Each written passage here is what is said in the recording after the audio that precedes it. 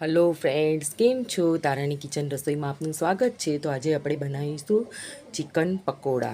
તો આવી રીતે આપણે એને લઈ લેવાના છે ધોઈને। મેં બધું સાફ કરીને ધોઈ કાઢ્યું છે। 6-7 પાણીથી તમે જોઈ શકો છો, જ્યાં સુધી બધું બગડેલો ભાગ ના નીકળે ત્યાં સુધી। અને હવે આપણે આમાં એડ કરીશું આદુ લસણની પેસ્ટ। આદુ લસણ અને લીલા મરચાંની પેસ્ટ છે। અને એમાં એડ કરીશું આપણે ચણાનો લોટ। તો મેં આ પ્રમાણે લીધો છે, તો તમે તમારા માપ પ્રમાણે લઈ શકો છો। આવી રીતે ચણાનો લોટ લેવાનો છે। અને આમાં આ બધો મેં મિક્સ મસાલો બનાવ્યો છે। હળદર, ધાણા જીરું અને મરચાંની ભૂકી અને ગરમ મસાલો। તો આપણે આવી રીતે એને નાખવાનો છે, બધો મિક્સ મસાલો છે।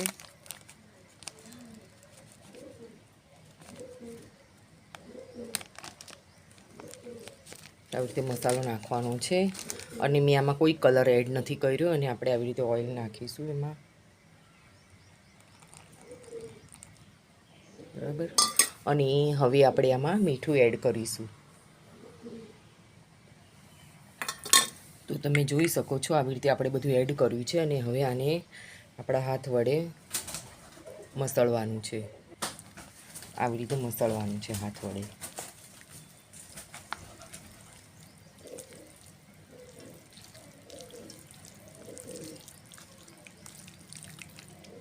મેં આમાં કોઈ કલર નથી એડ કર્યો, મેં કશ્મીરી લાલ મરચું એડ કર્યું છે।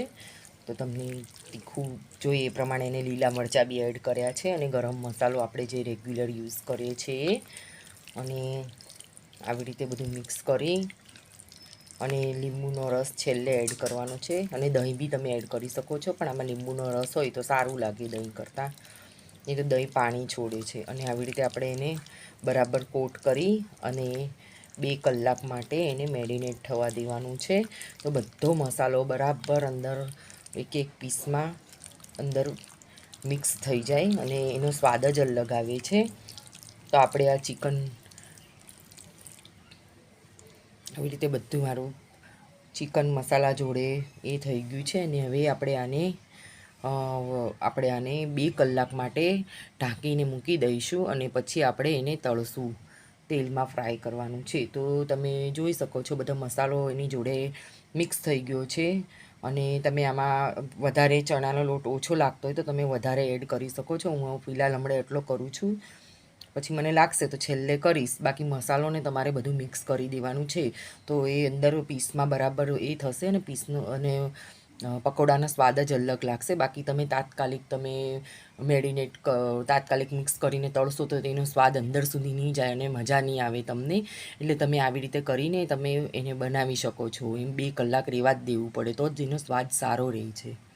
તો આપણે 2 કલાક પછી મળીશું। 2 કલાક નહીં, તમારી માટે તો હમણાં કરીશ, પણ મારે તો 2 કલાક પછી જ કરવાનું છે।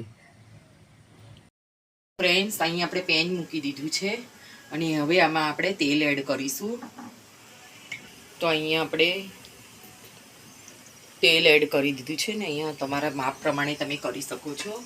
તો મેં અહીંયા 3 ચમચા ભરીને તેલ એડ કર્યું છે। અને હવે આને આપણે ઉકળવા દેવાનું છે થોડુંક, અને ઉપર ધુમાડા ઉઠે ત્યારે આપણે અંદર આપણા ચિકન પકોડા એડ કરવાના છે। અને તમને અંદર મેં લીંબુનો રસ બી એડ કરી દીધો હતો, પણ મેં તમને કહેવાનું ભૂલી ગઈ હતી, પછી મેં હમણાં લીંબુનો રસ એડ કરી દીધો છે। અને તમને બતાવી દઉં છું કે કેવા છે મારા ચિકન પકોડા।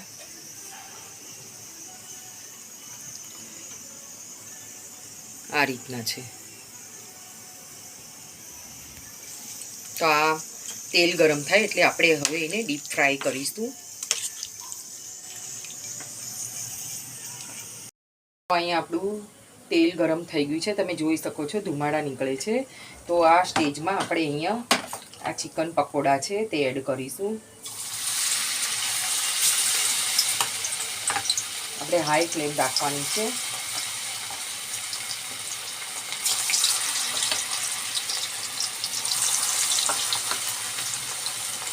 મને થોડાક હાથ બહુ બળે છે, કેમ કે મેં હાથેથી બધું મિક્સ કર્યું છે ને એટલે મેં આવી રીતે ચમચા વડે નાખીશું।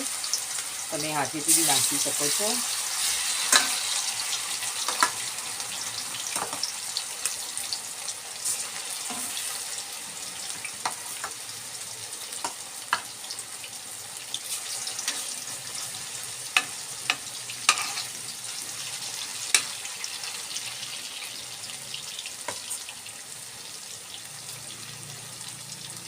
અને આપણે એને હાઈ ફ્લેમ પર થવા દેવાના છે.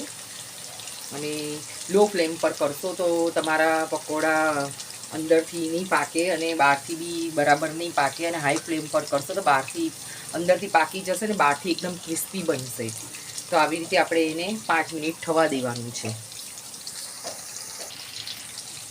તો ફ્રેન્ડ્સ, તમે જોઈ શકો છો મેં હાઈ ફ્લેમ ઉપર પકોડા કર્યા છે. અને આપણે આને જોઈ લઈશું ચિકન પકોડાને ફેરવીને. તો આનો કલર મેં કલર નથી નાખ્યો તો બી ખૂબ જ સરસ આવ્યો છે. અને આપણે આને 2 કલાક માટે મેરિનેટ કરી રાખી હતી. સેમ બાર જેવા પકોડા બન્યા છે. અને તમે ચિકન દાણા બી કરી શકો છો. સેમ ચિકન દાણા જેવું બન્યું છે. બહાર તો તમે ક્યારેક ખાધા જ હશે. અને એનો કલર એ ખૂબ જ સરસ આવ્યો છે. અને સુગંધ તો બહુ જ જોરદાર આવે છે. અત્યારે તળાઈ છે તો બી બહુ મસ્ત સુગંધ આવે છે. તો ખાસી ત્યારે કેવું લાગશે આપણે એને. જો તમે જોઈ શકો છો એકદમ બહાર મળે ને એવા તળાયા છે. ચિકન પકોડા બી તમે કહી શકો છો, ચિકન દાણા બી કહી શકો છો આને. પણ આવી રીતે આપણે એને તેલમાં ડીપ ફ્રાય કરવાનું છે. અને આવી રીતે તમારે હાઈ ફ્લેમ જ રાખવાની છે, બહુ લો નથી રાખવાની. જો તમે લો રાખશો ને તો તમારી ચિકન અંદરથી નહીં પાકે.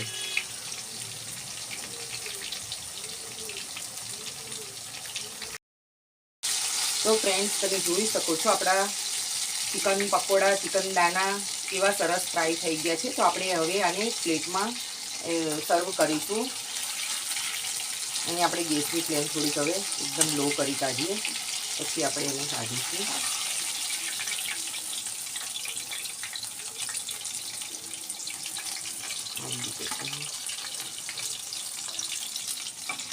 બહુ જ મસ્ત સુગંધ આવે છે. તો તમે એકવાર ટ્રાય કરજો.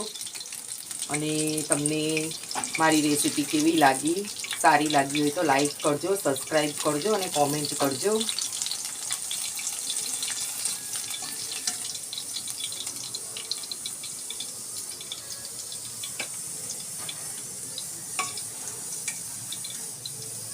તો અહીંયા આપણા બધા ચિકન પકોડા રેડી છે. ચિકન દાણા, ચિકન પકોડા તમે કાંઈ પણ કહી શકો છો. તો તમે જોઈ શકો છો બહુ જ સરસ અને ટેસ્ટી બન્યા છે. હું તમને એક તોડીને બતાવું છું કે આપણે કેવા અંદરથી સોફ્ટ બન્યા છે અને કેવા લાગે છે. તો તમને મેં એક તોડી અને ખાઈને બતાવું છું.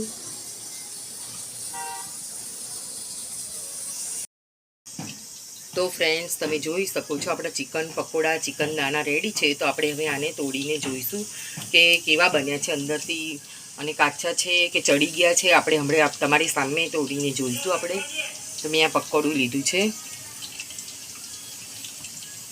અને તમે જોઈ શકો છો એકદમ સોફ્ટ બન્યા છે. મેં ખાઈને બતાવીશ કે કેવું છે એ.